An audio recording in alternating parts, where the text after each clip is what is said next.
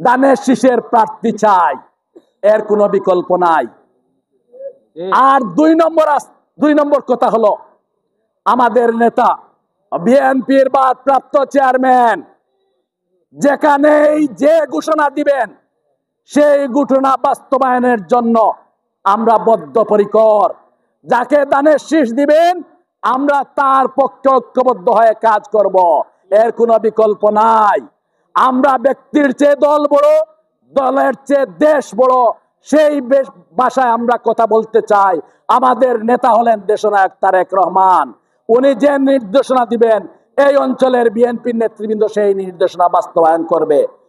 আমি তার দীর্ঘদিন যাবৎ খানাইঘাট এবং জকিগঞ্জ অত্যন্ত সুসংগঠিত সংগঠনে পরিণত হয়েছে।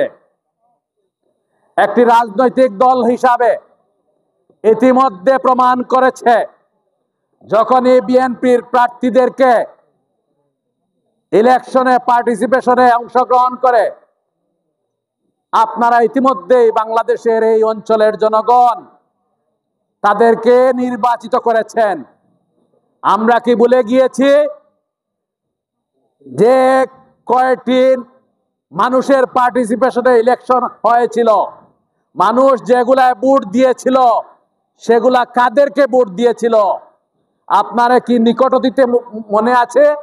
এই জকিগঞ্জে এবং এই খানাইঘাটে দলের মানুষের অংশগ্রহণে, সকল দলের অংশগ্রহণে যে নির্বাচন হয়েছিল, সেই নির্বাচনে এই অঞ্চলের মানুষ, খানাইঘাটের মানুষ বারবার নির্বাচিত করেছে। মধ্যে আপনারা দীর্ঘক্ষণ থেকে বক্তব্য শুনেছেন। আমি আমার বক্তব্য দীর্ঘায়িত করব না। আমি ইতিপূর্বে যে বক্তব্যগুলো দিয়েছেন, ভালো বক্তব্যগুলোর সাথে একমত প্রকাশ করে আমি দু চারটি কথা আপনাদের সামনে কথা বলতে চাই। প্রিয় মুরব্বিয়ান ভাইরা,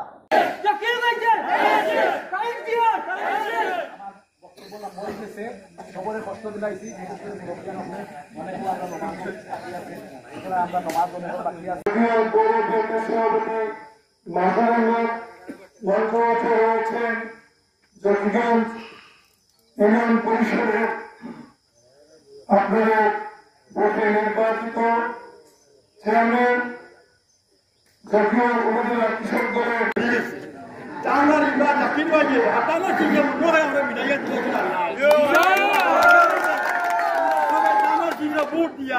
আমরা দেখাইয়া দিতাম দেশবাসীরে